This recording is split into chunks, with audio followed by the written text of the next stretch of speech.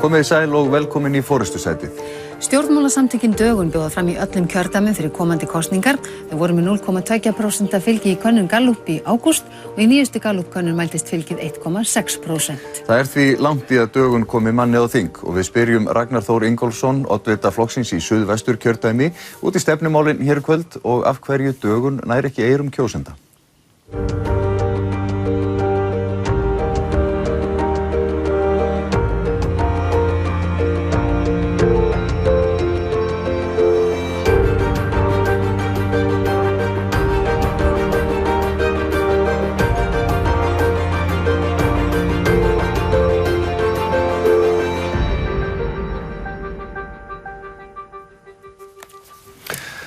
Velkomin Ragnar, þú ert oddviti hér í Suðvesturkjördæmi, Helga Þórðardóttir formaður flokksins, þetta forystusætið, við höfum boðið hingað yfirleitt formönnum, af hverju mætir ekki formaður? Við erum með svona frekar flatan strúktúr á svona okkar framboði, það kom í hlut Helgu að vera formaður og það kom í hlut míns að vera hérna með okkur í kvöld og við reynum að hafa svona verkaskiptingu og dreifa þessu, við höfum svona haft þennan háttinn á. Þið buðu fram í alþingiskosningunum 2013, þið fenguð þá 3,1%, undir 2% í sveitarstjórnarkosningunum 2014. Nú í nýjustu Gallup eruð þið með 1,6% og í Fréttablaðinu í dag reyndar 2%. Já, af hverju gengur ykkur ekki betur? Já, við erum lítið stjórnmálaafl og það á brattan að sækja fyrir lítil framboð, bæði fjárhagslega og síðan aðgengi að fjölmiðlum og slíkt. Við erum hópur hugsunarfólki sem erum með okkar stefnumál í rauninni, við erum hópum okkur stefnumál sem eru raunverulega kerfisbreytingar á þessu kerfi sem við búum við í dag. Kerfi sem ýmist fjársvelt eða kerfi sem vinna beinlínis á móti okkur. Þannig að ég myndi segja að þetta eru, já, ég kannski eina útskýring á því, en ég held að sé nú kannski bara þannig að við erum mjög fókusur á kerfisbreytingar. Hvaða kerfi er það sem að vinna á móti ykkur? Já, við getum til dæmis tekið auðlindakerfið, fjármálakerfið vinnur beinlínis á móti okkur, við erum með lífeyrissjóðakerfi sem íþyngjandi fyrir hagkerfið bæði og fólkið í landinu. Tölum aðeins, förum betur í málefnina á eftir og lið fyrir lið. Aðeins meira Dögun og hvernig ykkur hefur gengið að festa ykkur í sessi sem stjórnmálaafl. Þegar þið voruð á fyrstu skrefum þá spruttu Píratar upp úr því framboðið að einhverju leyti. Við sjáum að oddvitinn 2013 Margrét Tryggvadóttir núna í framboði fyrir Samfylkinguna, nokkrir eru í Pírötum.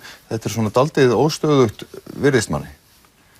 Þegar þú ert að vinna einhverja að hugsjón og einhverju frá hjartanu að þá kannski finnurðu baráttumáliðin einhvers staðar farveg og það gerðu einstaklingar sem voru með okkur í baráttunum fóru í Pírata og ég sjálfur fór í að berjast gegn spillingunni í lífeyrissjóðakerfinu og inn í verkalýðshreyfinguna og byrjaði það 2007 að stúdera það kerfi.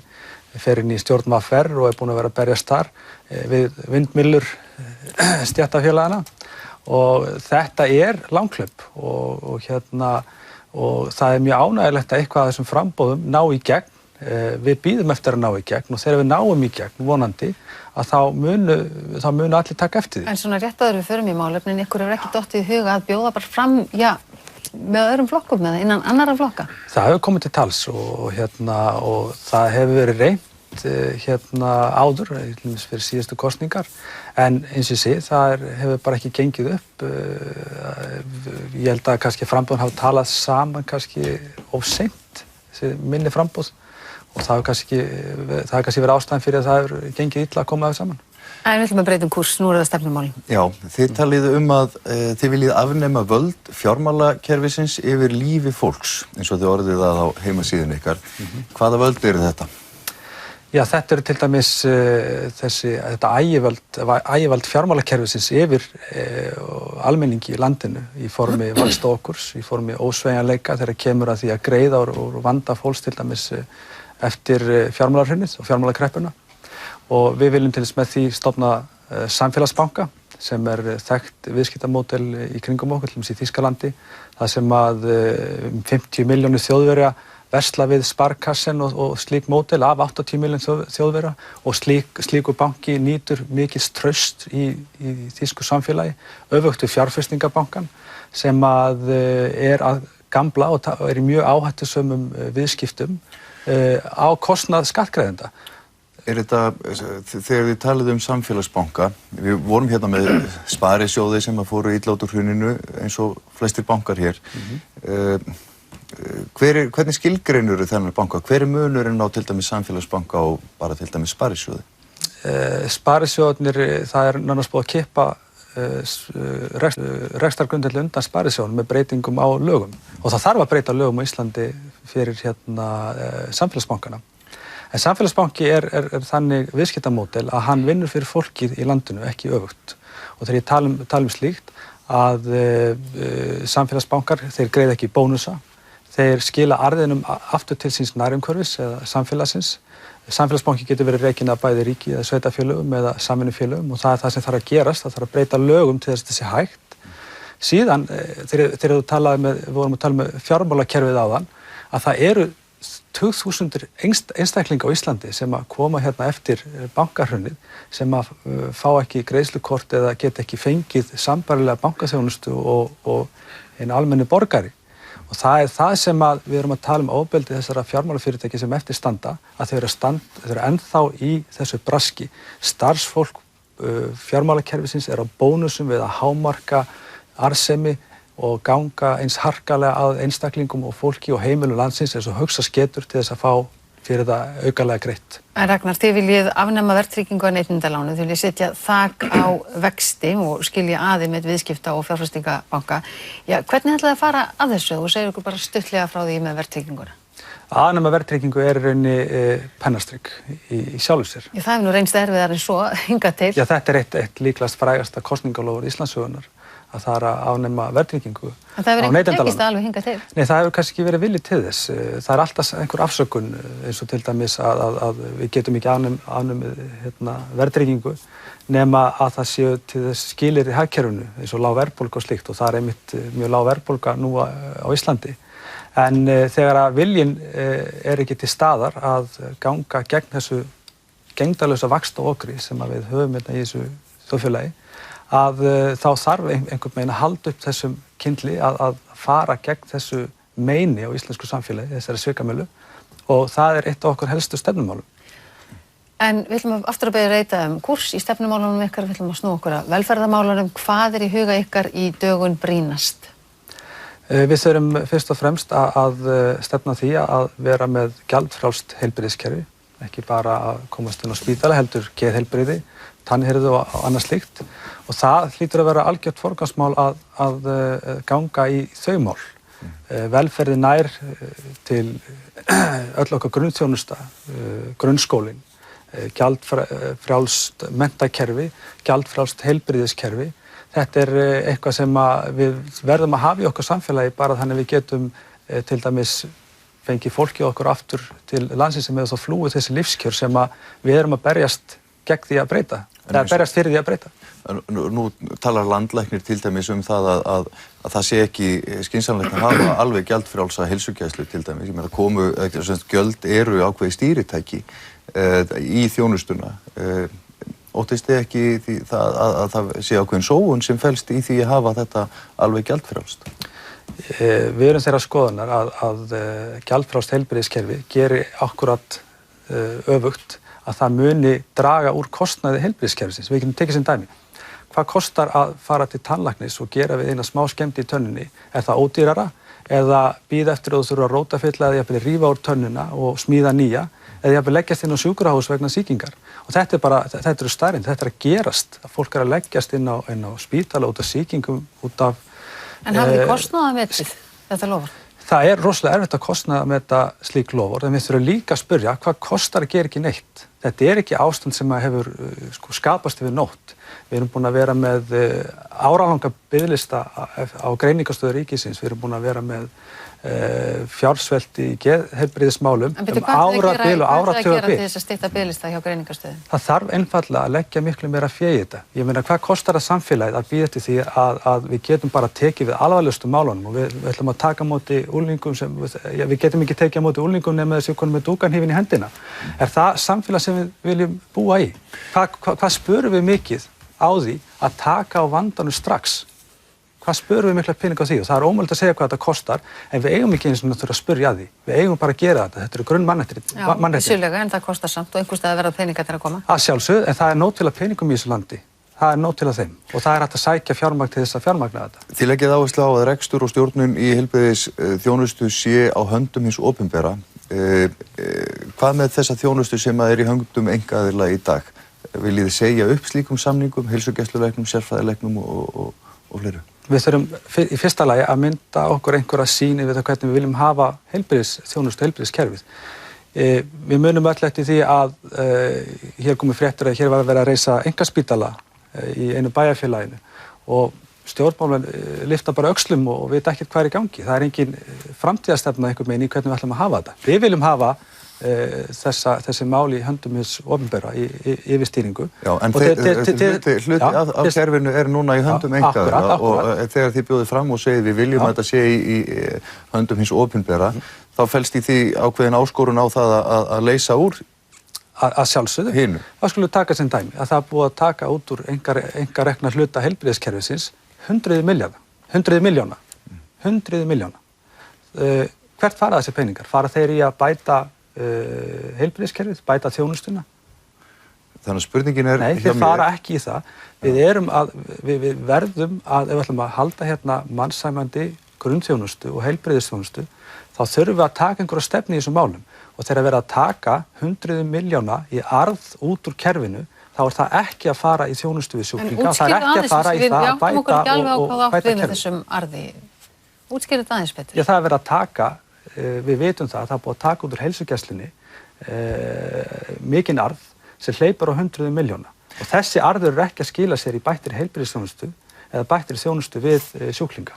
Það er algjörlega víst. Þannig að ef ég skilði rétt þá myndir þú vilja breyta þessu kerfi þannig að það væri samningum við sérfræðilækna yrði sagt upp og heilsugæslur yrðu þær sem það yrði samningum við þær yrði sagt upp líka. Við þurfum að hafa læknaþjónustu á spítölunum. Það þýðir ekki, ég skal taka sem dæmi, hún er mjög einfalt, nú er því þriðja skiptið að svara henni. Einfalt dæmi til þess að svara þessu. Er eðlilegt að þú ert með barn sem þarf að vera inn á BUGL og þarf geðheilbrigðisþjónustu þar, að það er læknir sem kemur þar hugsanlega á 2 vikna fresti. Á 2 vikna fresti er bara að sinna þessum einstaklingi vegna þess að hann er með stofveikstor út í bæ. Er það eðlilegt? Ég segi nei. Það eru örugglega flestir sammála þér. En það hafa mjög margir stjórnvöld í langan tíma reynt að breyta þessu.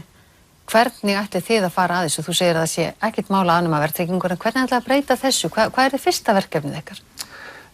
Fyrsta verkefnið, þetta eru allt verkefni sem eru í algjörum forgang hjá okkur. Samfélagsbanki er eitthvað sem hægt er að gera með auðvitað. Þetta er pólitísk ákvörðun.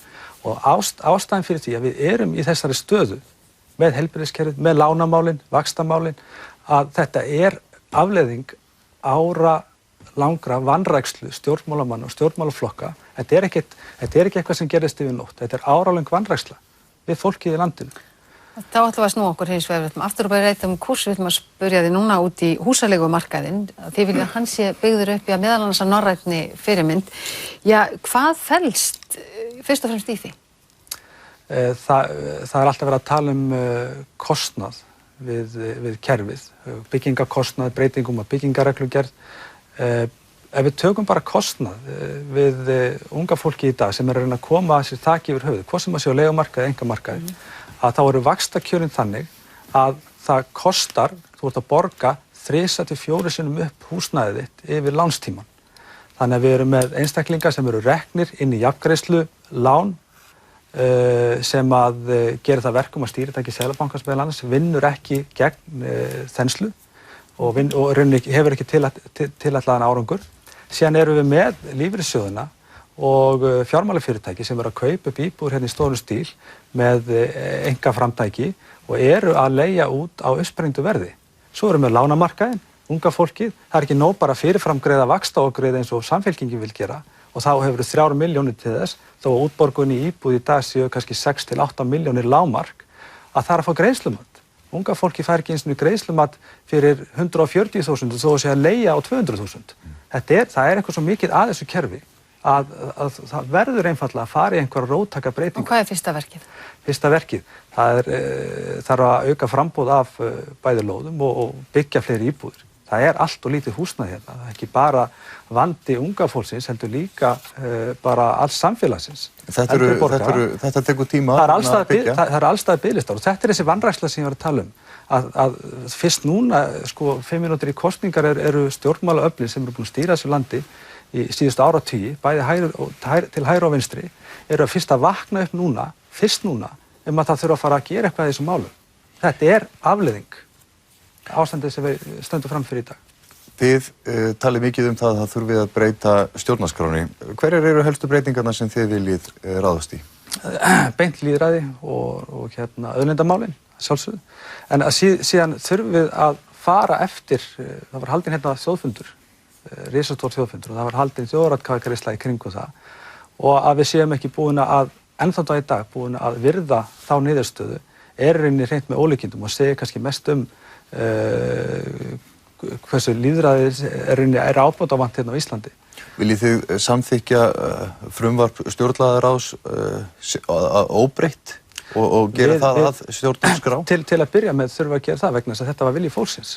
Það var haldinn í þjóðaratkvæðagreiðsla. Þú veist sjálfur eins og jafnvel og við að það náðist aldrei sátt þessa nýju stjórnarskrá. Aldrei sátt, það náðist sátt mörg lykilmál sem að við var kosið og það er það sem við þurfum að byggja. En Alþingi náði ekki að lenda því máli, ekki í síðasta kjörtímabili, ekki Þjóðin vildi þetta, en síðan vildu alþingismenn eitthvað annað.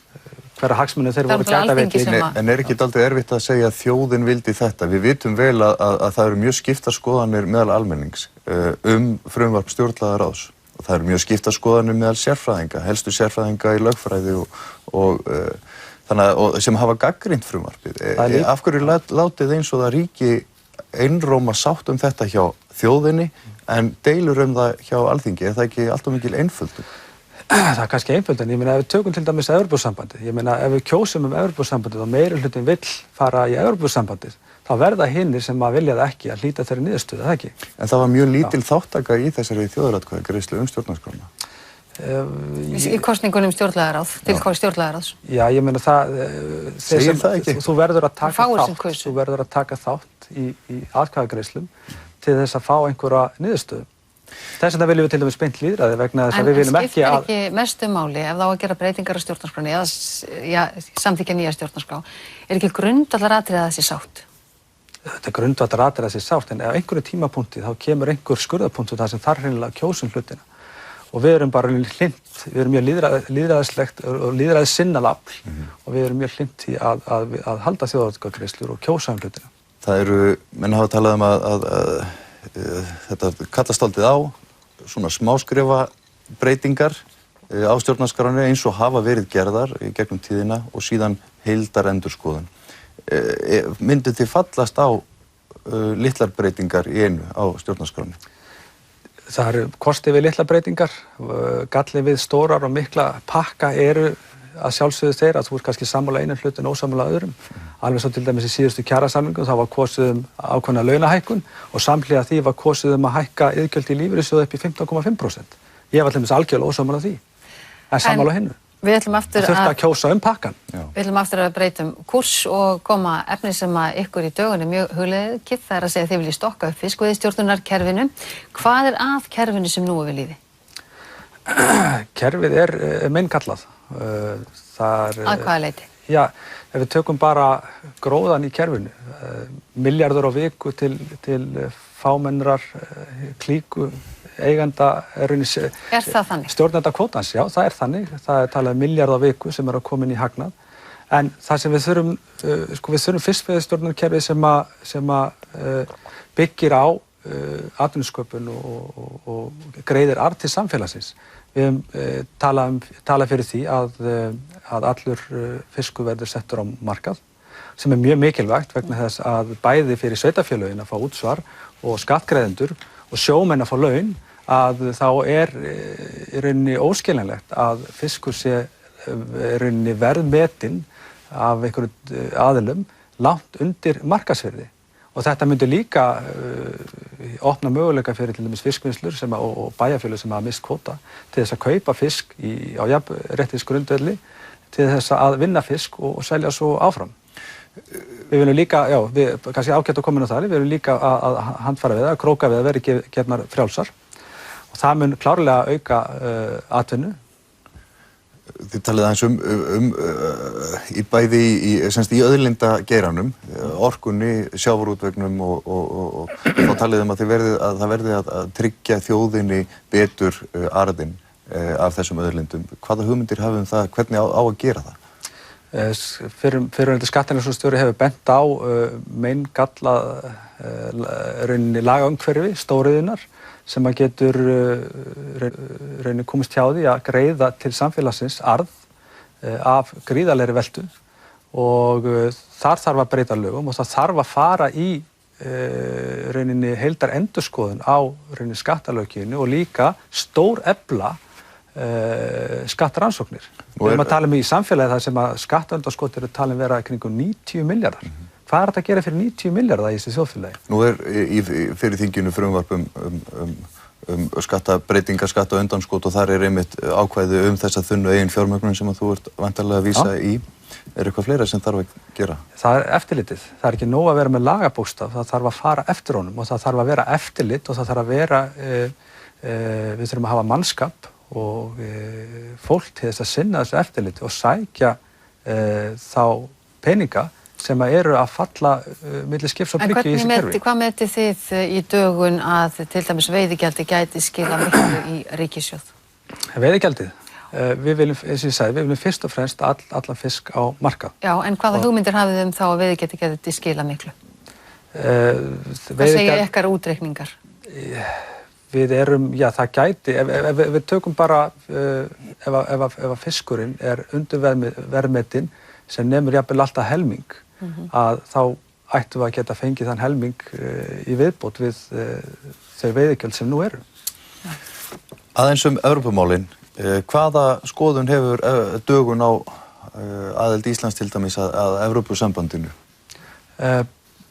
Stefna okkar einfaldlega svo að þessi ákvörðun verði til lykta leyti í þjóðaratkvæðagreiðslu.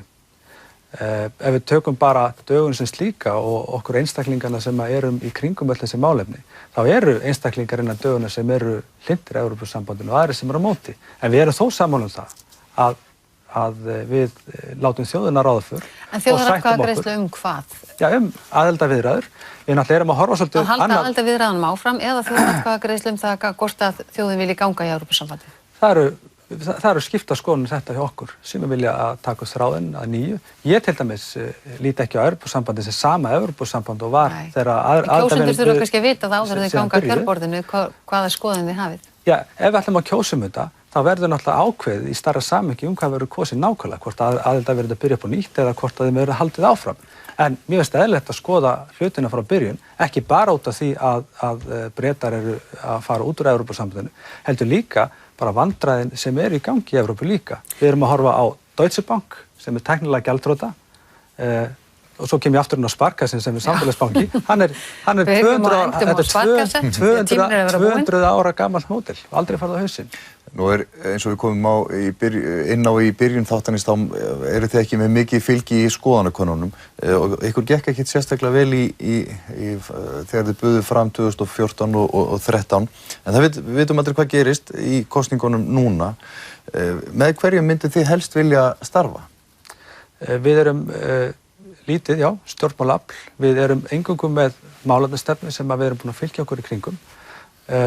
Ég veit ekki hvernig best að svara þessu, en við erum með stefnumálun okkar aðalmál og þeir sem eru tilbúin til að vinna að þeim málum með okkur og gera raunverulegar kerfisbreytingar í staðinn fyrir að plástra handónýtt kerfi sem fyrir eru, að þá erum við tilbúin til að skoða allt. Vissulega eru náttúrulega flokkar eins og til dæmis Sjálfstæðisflokkurinn sem svolítið langt frá okkur í greiningum hvað við stöndum hægri eða vinstri eða slíkt, en við erum fyrst og fremst að horfa á stefnumálin okkar. Kannski rétt í lokin og buðu Píratar, Vinstri grænum, Bjartri framtíð, Viðreisn og Samfylkingu til skrafs og ráðagerða málefnasamstarf, ykkur var ekki boðið að því borði. Hvað finnst þér það tilboð? Þetta er inni bara viðhorf sem að við höfum alltaf þurft að sætta okkur svolítið við.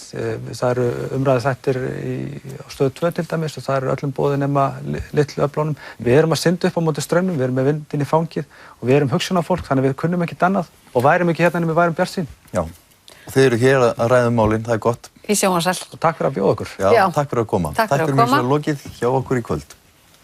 Næstur í forystusæti er talsmaður íslensku þjóðfylkingarinnar og hann verður jafnframt sá síðasti sem vermir forystusæti fyrir alþingiskosningarnar eftir 10 daga.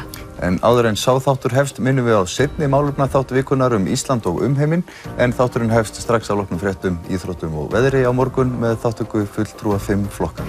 En við segjum þetta gott að sinni, verið sæl. Verið sæl.